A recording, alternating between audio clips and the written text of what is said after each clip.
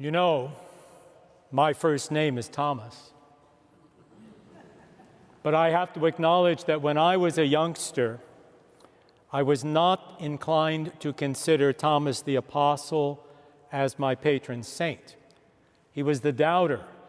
And when you are that age, you prefer that matters of faith should be clearly yes or clearly no, and I was uncomfortable with this notion of doubt. So in those days, my patron was that other St. Thomas Aquinas, who loved studies, loved his books, who taught the faith clearly and convincingly.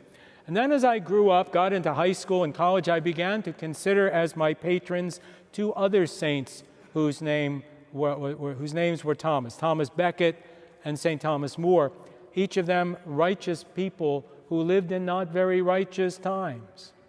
And each of them lost his life because he stood up to defend what was right.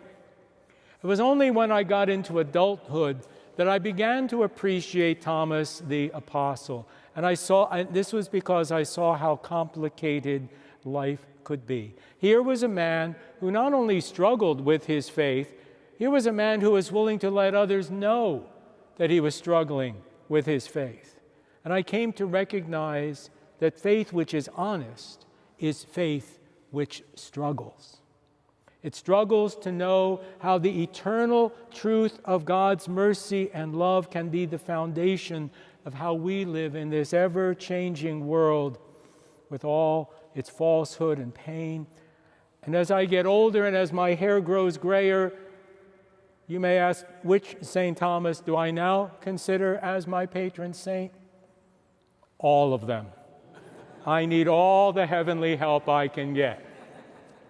So, what troubles your heart? What disturbs your faith? Maybe you are a younger person who doubts God because maybe in spite of your praying, your mom and dad are going to go through with that divorce.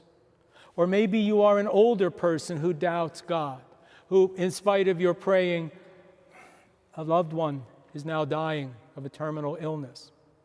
Because we are human, we all have doubts.